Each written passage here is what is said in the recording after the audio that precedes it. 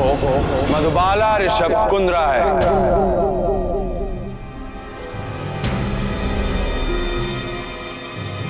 ये बात मैं कभी नहीं भूलूंगा और तुम भी ये याद रखो कि मधु मेरी बीवी है।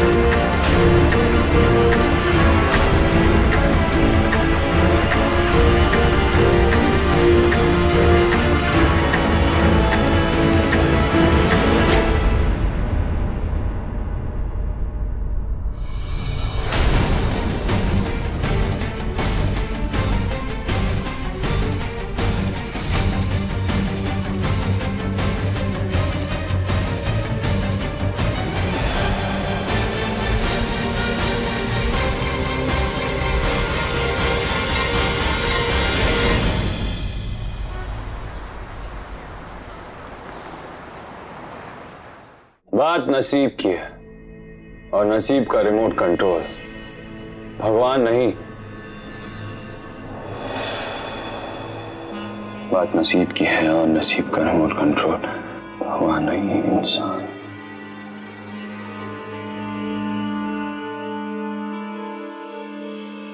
बात नसीब की है और रिमोट कंट्रोल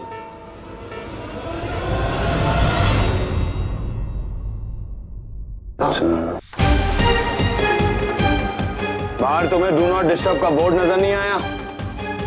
या तुम्हें लगा कि वो बोर्ड तुम पर लागू नहीं होता? आउट! ब्लडी फूल्स।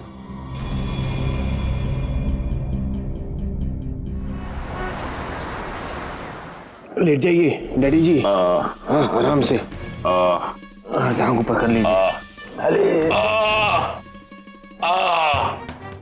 थोड़ा ऊपर हो जाइए। ओहो डैडी जी, चिल्ला तो ऐसे रहे हो जैसे पेट में अल्सर है। सिर्फ गैस है, गैस। दवा खा लो सब ठीक हो जाएगा। ये लीजिए, ये लीजिए, ये लीजिए, खाइए खाइए।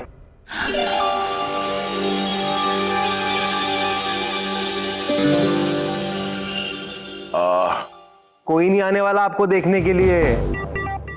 इतनी सी बात में लगवा दिया ना फटका। थोड़ा इंतजार कर लेते तो मम्मी जी के काढ़े में ही निपट जाते।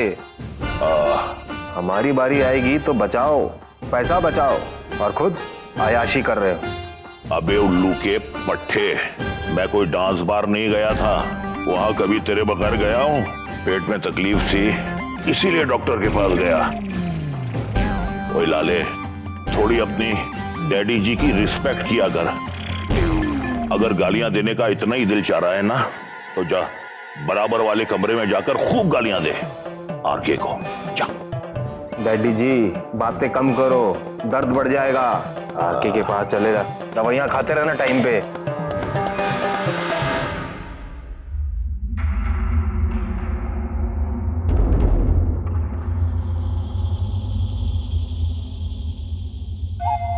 क्या कहा डॉक्टर ने? कुछ खास नहीं, सब ठीक है।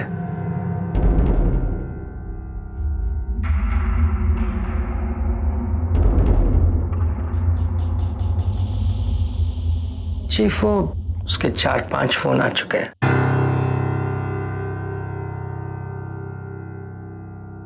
किसका? वो सुल्तान के आदमी के। सुल्तान? वो वही चीफ, वो सुल्तान अंडरवर्ल्ड वाला भाई।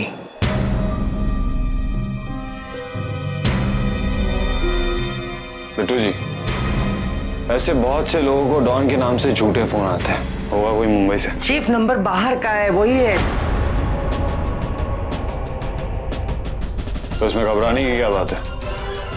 पुलिस कंप्लेंट करिए, पुलिस वाले निपटते रहेंगे। चीफ, पुलिस उसी का फोन है।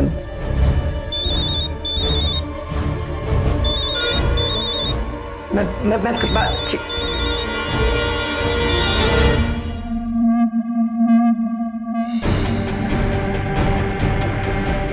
रिलैक्स बिट्टू जी। मुझे आपकी बहुत फिक्र है। आपके लिए थोड़ा परेशान हूं मैं, बस समझ में नहीं आ रहा चीफ। सौंफ कहाँ रख दी है? मम्मी जी, सौंफ। अरे अब कैसी तबीयत है डैडी जी की? पहले से ठीक है। अच्छा।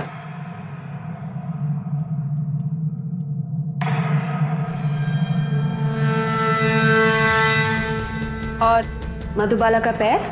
नहीं, अब चिंता की कोई बात नहीं है। अच्छा। अच्छा हुआ ऋषभ ने बैंडेज करा दिया।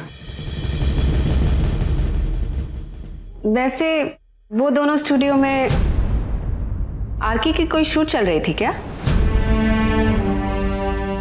नहीं, शूट तो नहीं थी, बस सब कुछ ऋषभ की वजह से हो गया। दीपाली, मैंने ऋषभ के लिए कोई बड़ा सपना नहीं देखा था कि वो शादी करके जल्दी अपना घर बसाए। हाँ, चाहती जरूर थी। अब मधुबाला से अच्छा जीवन साथी कोशिश करने के बावजूद भी नहीं ढूंढ पाती।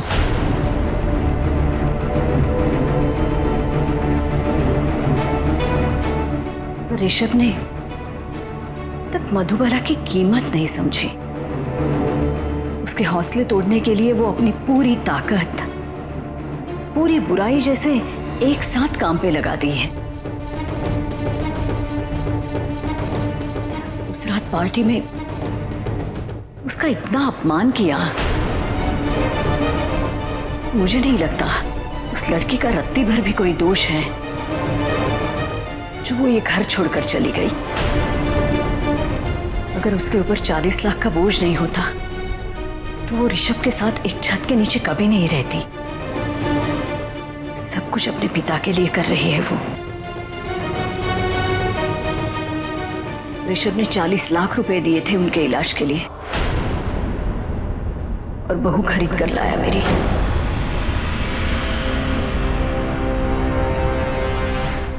मुझे कभी कभी बहुत अजीब सा लगता है, जिसे मैं इस धरती पर लाई मैं उसे समझ ही नहीं पा रही हूं। एक तरफ तो ऐसा बर्ताव, स्टूडियो में उसका ख्याल रखना, उसे संभाल कर घर लाना, देखा नहीं, जमीन पर कदम भी नहीं रखने दे रहा था। सब कुछ बदलता है इस दुनिया में, दिल भी, है ना? जी।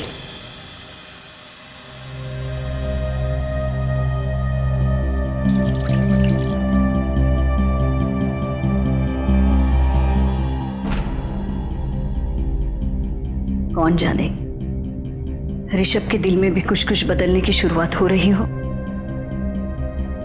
जी।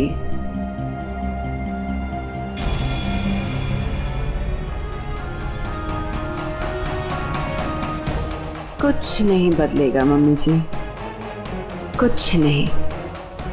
और कुछ बदलने दो, मेरा दिल ऐसा तो नहीं।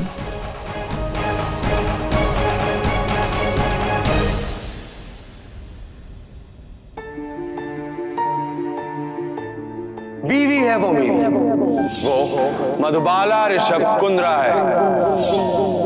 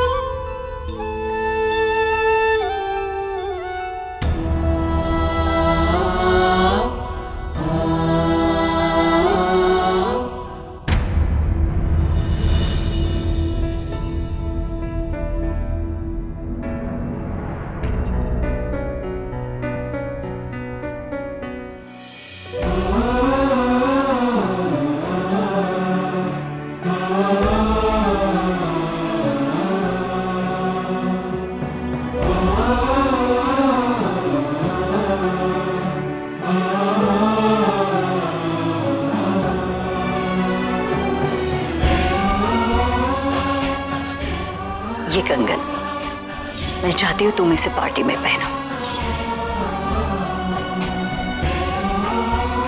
मुझे माफ कर देना। मुझे अगर पता होता ऋषभ इस तरह पार्टी में तुझे बेइज्जत करने वाला है तो मैं तुझे पार्टी में आने के लिए कभी नहीं कहती।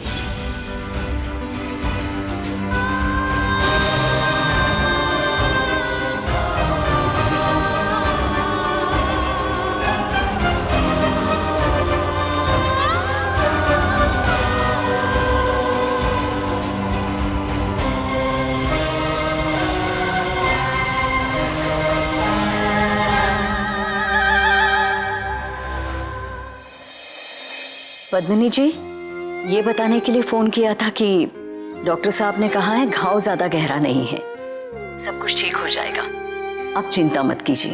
ये बताने के लिए बहुत बहुत शुक्रिया। आपने तो मेरी चिंता ही दूर कर दी। वैसे उस रात के लिए मैं भी आपसे माफी मांगना चाहती हूँ। किस बात की माफी पद्मिनी जी?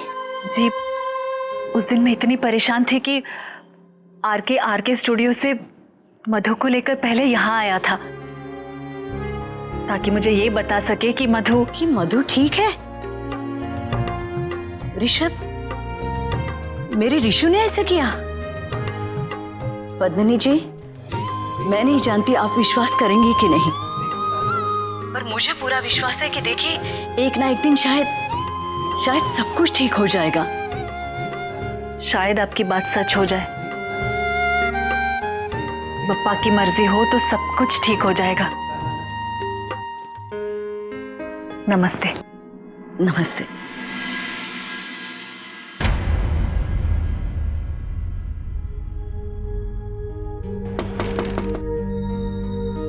अरे मधु, आओ बेटा।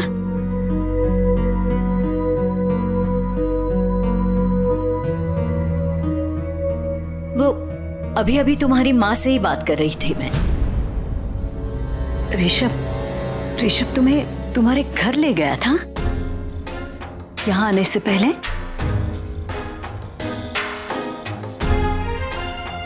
माँ, ये कंगन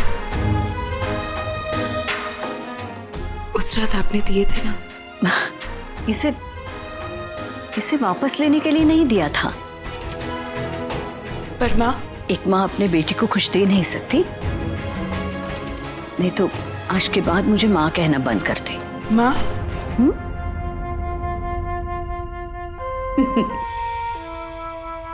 हाँ, बैठो बैठो।